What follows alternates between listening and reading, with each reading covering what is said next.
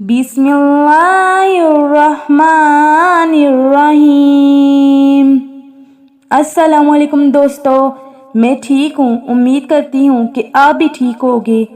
आज का हमारा टॉपिक है नमाज के बारे में, औकाते नमाज और आदाबे नमाज के बारे में। नमाज दीन का स्तून है। नमाज फर्ज इबादत है। कुरान मजीद में इसकी बार बार ताकीद की गई है।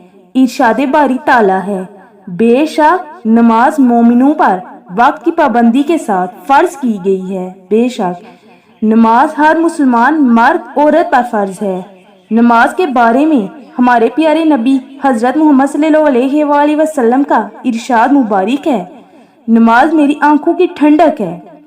5 वक्त की नमाज अदा करना हर मुसलमान पर फर्ज है।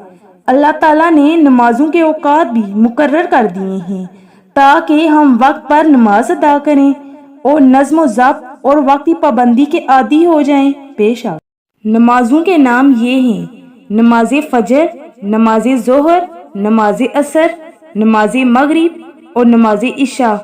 ये 5 नमाजें हैं।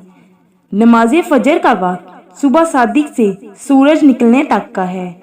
नमाज जोहर का वक्त ज़वाल आफ्ताब के बाद शुरू होता है।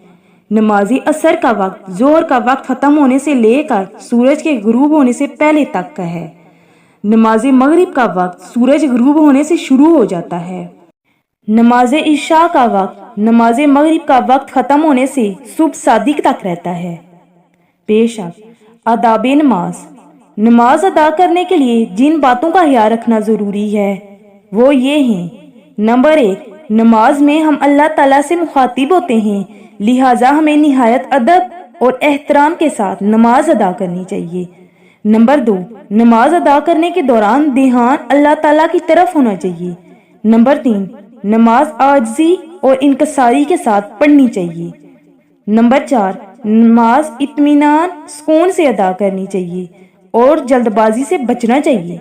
नंबर 5, नमाज में इधर उधर देखना, बदन खुजाना, हंसना या इशारे करना नमाज के अदाब के खिलाफ है।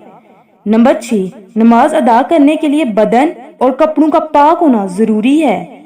नमाज की जगह भी पाक होनी चाहिए। बेशक नंबर 7, नमाज से पहले वजू करना लाजमी है।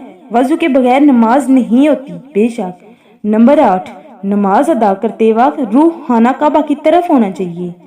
नंबर 9, नमाज जमात के साथ अदा करने का सवाब अकेले नमाज पढ़ने से 27 गुना ज्यादा है। बेशक